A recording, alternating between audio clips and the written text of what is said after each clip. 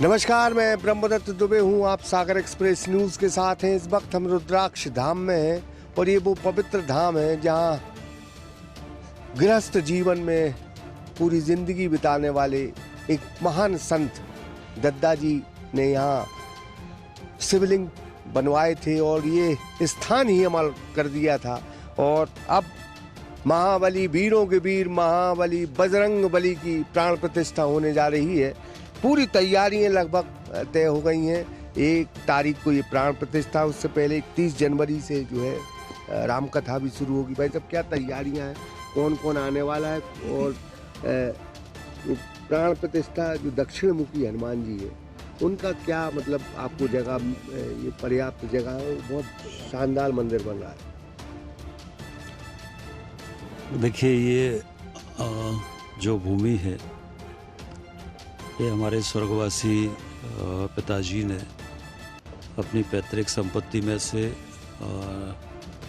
मंदिर के लिए दी थी और ये हमारा जन्म स्थान भी है जहाँ पर मंदिर का निर्माण, ये पूरा परिसर। बचपन में सारा बचपन हम लोग यहीं पर खेले। ये सारी जगह फिर पिताजी ने मंदिर के लिए दी। इसके बाद 2014 में हमारे जो गुरु है परम पूज्य दद्दा जी, जो अब ईश्वरवासी हैं, जिन्होंने पूरे देश में पार्थिव शिवलिंग निर्माण कराए हैं, और उन्हीं के सानिध्य में यहाँ पर 2014 में इसी परिसर में पार्थिव शिवलिंग निर्माण का कार्यक्रम संपन्न हुआ था और जिसमें 7 दिवसीय कार्यक्रम में 39 करोड़ पार्थिव शिवलिंग बने थे। 39 करोड़ पार्थिव शिवलिंग बने, उनका प्रतिदिन अभिषेक हुआ और साथ में 108 पुराण और श्रीमद् भागवत कथा दद्दा जी के श्रीमुख से हुई थी। भारत में ऐसी कोई भूमि नहीं है कि जिसमें 7 दिन में 39 करोड़ पार्थिव शिवलिंग बने हों। तब से ऐसा लगता है कि ये भूमि जागृत हुई और उसके बाद फिर उसी कार्यक्रम से प्रेरणा मिली और फिर भगवान श्री राधा कृष्ण जी का मंदिर का निर्माण हुआ और 4 जुलाई 2016 को भगवान श्री राधा कृष्ण जी की प्राण प्रतिष्ठा पूज्य दद्दा जी के द्वारा संपन्न हुई। और उसके बाद फिर मन में था कि अब मंदिर बनाना है, तो उसी में ये फिर भगवान श्री हनुमान जी का दक्षिण मुखी मंदिर बनकर अब तैयार हुआ है। पिछले 2 वर्ष से काम चल रहा है और यह जो मंदिर है ये दक्षिण मुखी पूरी तरह से मंदिर है और ऐसा हमारे धर्म शास्त्रों में मान्यता है कि दक्षिण मुखी जो हनुमान जी का मंदिर होता है वो एक तरह से मृत्यु से लोगों की रक्षा उससे होती है, क्योंकि दक्षिण जो होता है वो यम का द्वार माना जाता है। यम का द्वार मतलब मृत्यु का द्वार दक्षिण को माना जाता है। तो दक्षिण मुखी हनुमान जी के चरणों में कोई जाता है तो ऐसी लोगों की मान्यता है कि मृत्यु पर भी लोग विजय पा सकते हैं। ये दक्षिण मुखी हनुमान जी का प्रताप होता है। हम ये सब ये भी जानते हैं कि कलयुग के सबसे जागृत देवता कोई है तो वो हनुमान जी हैं और हनुमान जी को राम से मतलब होता है और इस पृथ्वी पर जब तक राम का नाम रहेगा तब तक हनुमान जी रहेंगे, ऐसा भी धर्म शास्त्रों में मान्यता है। और इसलिए हनुमान जी के मंदिर का ये निर्माण हुआ और 1 तारीख को 1 फरवरी को भगवान की प्राण प्रतिष्ठा यहाँ पर संपन्न होगी सुबह से। और इसी के अंतर्गत जैसा माना जाता है कि जब भगवान हनुमान जी की प्राण प्रतिष्ठा होती है तो राम कथा का भी आयोजन होता है, क्योंकि भगवान को तो राम से मतलब होता है। तो उसी के लिए राम कथा का भी आयोजन है और 31 जनवरी से लेकर 6 फरवरी तक पंडित प्रेम भूषण जी महाराज जी की राम कथा यहाँ पर संपन्न होगी। तो इस तरह से ये पूरा आयोजन का स्वरूप है। बाकी प्राण प्रतिष्ठा का जो विधि विधान है, जो पूजा है, जैसा हमारे धर्म शास्त्रों में लेख है कि 1 सप्ताह पहले से सारा भगवान का जलाभिषेक से लेके पुष्पाभिषेक से लेके जो अलग अलग दिन की पूजाएं होती हैं, तो वो विधि विधान से 26 तारीख से प्रारंभ हो गई है। और आज भी भगवान का जो पुष्पों से अभिषेक था, तो इस तरह से प्रत्येक दिन जो विधि विधान से है उससे पूरा चल रहा है और ये पूरे कार्यक्रम का स्वरूप है। और जब एक कई प्रकार के नेता विकास करवाते हैं, कई तरह की हमने योजनाएं देखी हैं, लेकिन धार्मिक क्षेत्र में जिस अंदाज में आपने एक स्थान बनाया है, वो भी धर्म के क्षेत्र में, कि पूरा जिला उससे लाभ लेगा, ये सोच जो है मतलब अद्भुत सोच है। क्योंकि बहुत लोग आते हैं, पूरे सागर शहर से आते हैं, बाहर से भी लोग आते हैं, शाम का वक्त बिताते हैं, भगवान के दर्शन करते। खूबसूरत जगह भी बनाई है आपने। देखिए, हम सब इस बात को जानते हैं कि व्यक्ति का जब कोई सहारा नहीं होता है, तो अंत में भगवान ही उसके सहारा होते हैं।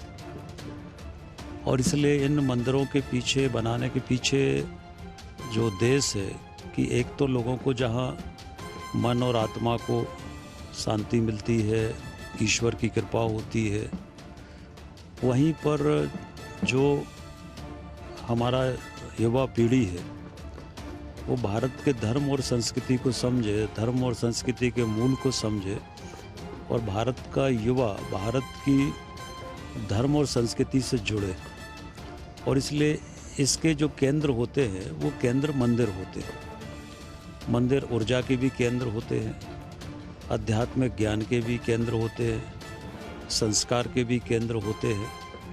और इसलिए हमारी जो युवा पीढ़ी है वो धर्म, संस्कार और संस्कृति से जुड़े, इसके लिए मन में ये था कि मंदिरों का निर्माण हो।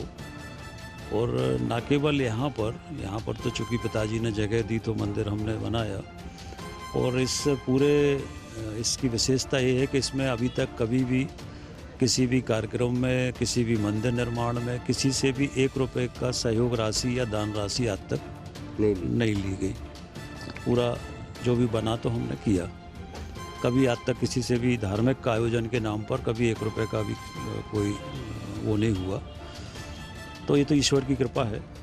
परंतु कुल मिला के हमारा जो हिंदुत्व है, हिंदू धर्म है, उसको लोग समझें, हिंदू धर्म से लोग जुड़ें, संस्कृति से लोग जुड़ें, संस्कारवान लोग बने, हमारे धर्म का महत्व लोग समझें, संस्कृति को लोग समझें, आध्यात्मिक शांति लोगों को मिले, मानसिक शांति लोगों को मिले। और मंदिर इन सब का केंद्र होते हैं, ऊर्जा का केंद्र होते हैं। और इसलिए ये मंदिर हमारे जीवन में आवश्यक है। और जैसा हमने पहले कहा कि जब व्यक्ति को कोई सहारा नहीं होता है तो हमेशा व्यक्ति भगवान के दरवाजे पर ही जाता है। और इतना ज़रूर है कि जो भगवान के दरवाजे पे सुख में जाता रहता है तो उस पर दुख नहीं आते। और जब व्यक्ति दुख में जाता है तब फिर वो अलग बात है। पर इसलिए हमेशा लोग अगर भगवान के मंदिर में जाते रहें, धर्म के मार्ग पर चलते रहें, तो जीवन में फिर दुख संकट नहीं आते। ऐसा हमारे धर्मशास्त्र में मान्यता है। मतलब बहुत बृहद स्तर पे धार्मिक न्योते भेजे गए हैं और खुद आपकी बेटी ने बागडोर संभाली थी। लाखों लोग आने वाले, तकरीबन कितने न्योते हैं, कितना क्षेत्र? देखिए, लगभग 15 लाख कार्ड पूरे सागर जिले में। बाकी जो देश के जनप्रतिनिधि है, राज्य के जनप्रतिनिधि हैं, जिनसे भी परिचय है, उनको सभी को ये आमंत्रण पत्र भेजे गए हैं।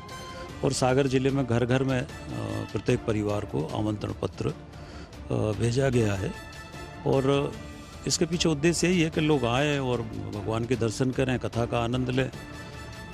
इस दृष्टि से ये सारा पूरा कार्यक्रम आयोजित है। नेताओं में भाई तो बहुत बड़ी प्रतिस्पर्धा होती है, शक्ति प्रदर्शन होता है, लेकिन हम तो आज दावे के साथ कहते हैं कि अगर शक्ति प्रदर्शन करना है तो इस तरह के धार्मिक क्षेत्र में भी शक्ति प्रदर्शन होना चाहिए। 15 लाख लोग जुड़ने वाले हैं, राम कथा होने वाली है, मंदिर बनने वाले हैं।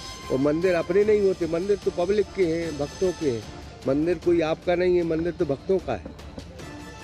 देखिए, हम सब जनप्रतिनिधि हैं, तो हम सब की ये जिम्मेदारी है कि विकास के साथ साथ लोगों में संस्कार भी हों, क्योंकि बिना संस्कार के जो विकास होता है वो विनाश की ओर ले जाता है। और इससे संस्कार युक्त जीवन हो, संस्कार युक्त लोग हों, और तभी उस विकास का लाभ होता है। और इसलिए संस्कार, धर्म, संस्कृति ये सब बिना मंदिरों के संभव नहीं है। बहुत बहुत धन्यवाद। तो हमारे साथ मध्य प्रदेश सरकार के पूर्व गृह मंत्री भूपेंद्र जी थे, और हम यहाँ रुद्राक्ष धाम में हैं। और हम बार बार ये कहते हैं कि मंदिर भक्तों के होते हैं, मंदिर कोई भूपेंद्र जी का नहीं है। ये जो धाम है ये भी भक्तों ही का है।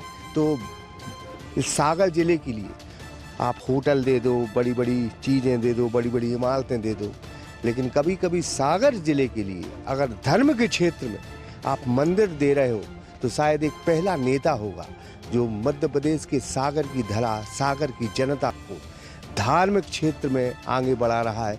बजरंगबली महाबली का दक्षिण मुखी मंदिर दे रहे हैं, राधा कृष्ण का खूबसूरत मंदिर है।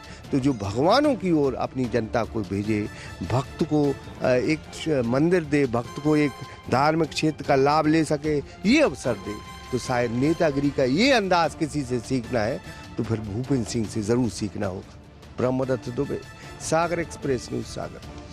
मध्य प्रदेश का बहुचर्चित एवं सागर शहर का सुप्रसिद्ध श्री लक्ष्मी नारायण हॉस्पिटल, जहां मरीजों को साइटिका, स्लिप डिस्क, गर्दन एवं कमर दर्द, नर्व कंप्रेशन, झिंझिनी, शून्यपन, गाठियावाद, लकवा, एवीएन एवं जोड़ों के दर्द का बिना ऑपरेशन इलाज उपलब्ध है। Doctor Vikas Parashar and doctor Yashika Parashar. अगर आपको भी संबंधित बीमारियों में ऑपरेशन की सलाह दी गई है तो संपर्क करें Shri Lakshmi Narayan hospital, university road, Pathariya जार, सागर, मध्य प्रदेश 9893554608।